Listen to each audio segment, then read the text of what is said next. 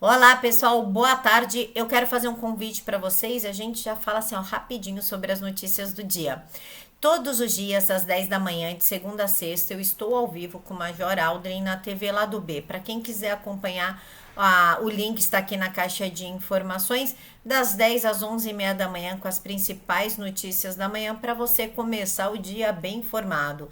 E vamos falar do Ministério da Justiça e Segurança Pública, que determinou que as plataformas retirem o filme do Danilo Gentili, Como se tornar o pior aluno da escola, das plataformas que estão exibindo esse vídeo com multa diária de 50 mil reais, porque o conteúdo dele foi sim considerado alusão a aquele monte de negócio que a gente não pode falar na plataforma.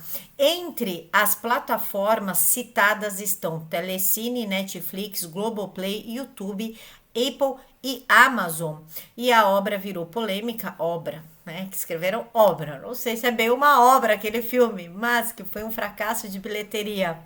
Mas virou polêmica após entrar na Netflix e o pessoal se dá conta que tinha ali uma cena bizarra de pedofilia. Não, Camila, aquilo foi uma denúncia que acontece, não sei o quê. Ok, existem formas de denunciar, não precisava ser uma forma tão gritante, tão grotesca. E no final do filme o cara ainda é promovido a diretor. Isso foi completamente desnecessário. Poderiam ensinar as crianças a denunciar esses abusos e o cara acaba preso, né? No caso, o Fábio Porchat. Mas não, ele ainda é promovido, então foi uma denúncia um tanto quanto estranha. E dá a entender que uma criança que se recusa, um menino, um adolescente que se recusa a praticar tal ato, tem uma cabecinha retrógrada. Os jovens, o que eles mais buscam é ser modernos, é estar junto com a turma, é fazer e acontecer. E isso fala, peraí, então se eu me recuso, eu sou retrógrado, eu sou preconceituoso. Foi uma cena completamente desnecessária, mas não foi só o Ministério, não. A Secretaria do Consumidor também determinou a retirada do filme pela mesma questão, por apologia a pedoxixixix.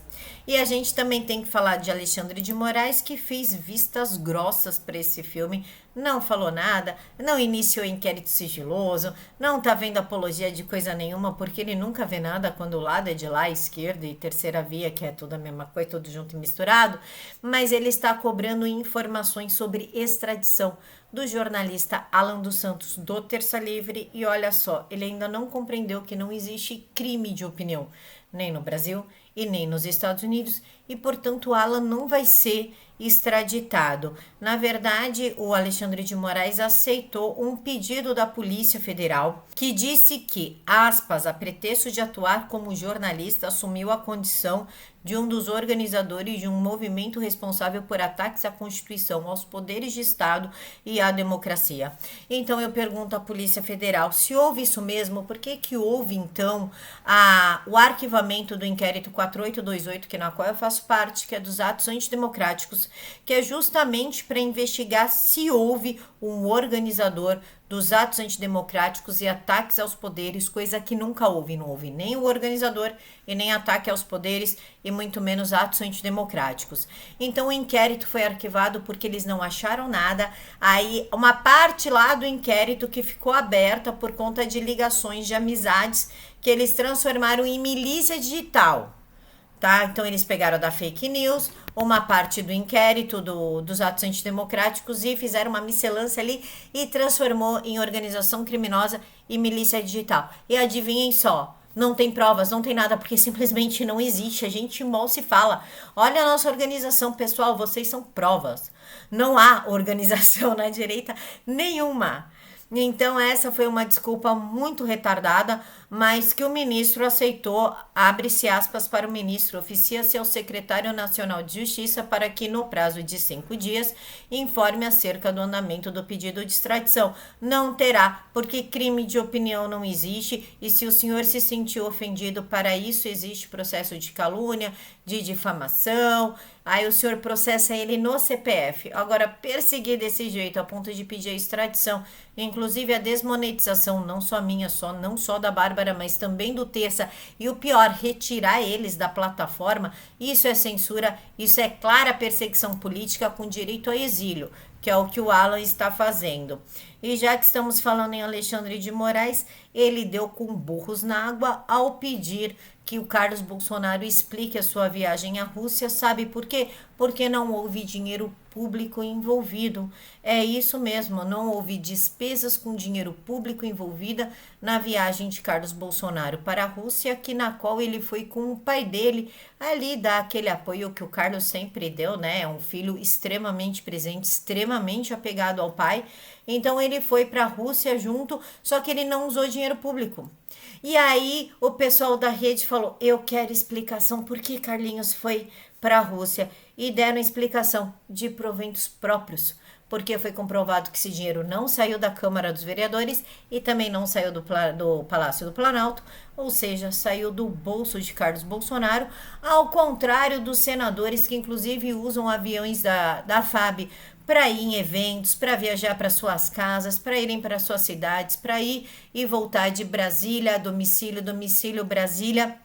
Inclusive, teve dinheiro público na viagem do Ângelo Coronel em 2020, quando teve a CPI das fake news. Quem não lembra que ele foi para a Rússia e ele falou: eu estou indo para a Rússia para saber como eles controlam a internet, como eles lidam com fake news, quais são os programas que eles usam. E a Rússia tem uma internet fechada, né, aplicativos próprios, tudo próprio. Então ele foi lá aprender como censura, como limita a informação. E ele foi sim com o nosso dinheiro, ao contrário de Carlos Bolsonaro, que foi com proventos próprios. Só que o STF, a rede, PSOL, enfim, não está preocupada com 500 mil que o Lula gastou só com viagens em 2021 do nosso dinheiro para fazer propaganda política. Ele continua fazendo isso, viajando com o nosso dinheiro, que é proveniente do fundo partidário, e eles estão, quietos. Não importa, eles não enxergam, não ouvem, não veem nada. Isso não importa. O que o Lula está fazendo com o dinheiro público, as promessas, o ataque à democracia que ele está fazendo contra o Brasil. O que importa é Carlos Bolsonaro ir para a Rússia. Inclusive, o medo desse pessoal que está falando que o presidente Bolsonaro perde em primeiro turno, perde para todo mundo. Perde até pro Dória, né? Segundo as pesquisas. Só que eles estão se articulando em mega partidos para combater o presidente da República. Inclusive o MDB, União Brasil e, pasme, PSDB estudam candidatura única ao Planalto, porque sabem que eles não vão conseguir derrotar o presidente Jair Bolsonaro. E eles chamaram o Datena para o time, que vai concorrer a Senado pelo PSDB na chapa de Rodrigo Garcia. Rodrigo Garcia é vice-governador aqui em São Paulo. Agora ele vai assumir que Dória vai se afastar para concorrer à presidência da República, então ele vai assumir como governador. É tão lixo contra o Dória, metido em corrupção. Ele e o irmão dele é lava-jato, é corrupção ativa, passiva, lavagem de dinheiro, ocultação de patrimônio. Ele é todo enroscado. Depois a gente conversa somente sobre Rodrigo Garcia, mas o Datena vai ajudar na chapa dele e vai concorrer a Senado pelo PSDB. E uma coisa que me chamou a atenção foi o presidente da Argentina dizer que caso o Lula ganhe, eles vão propor a criação de um eixo com Brasil e México.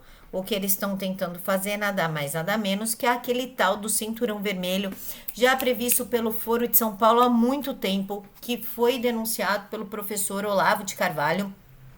Então, caso o Lula ganhe, será feito esse cinturão vermelho, transformando a América Latina num grande espaço comunista, né? Nós seremos aí uma potência comunista. E vocês conseguem perceber o perigo que o Lula representa, não só ao Brasil, mas ao mundo, porque o Dirceu é o cabeça do Foro de São Paulo e ele tá babando para voltar para o poder. Ele precisa voltar ao poder, e por isso esse monte de projeto aí até contra o presidente Bolsonaro, como por exemplo aumentar a idade dos ministros para que ele só possa indicar um ministro no fim da candidatura caso ele seja reeleito.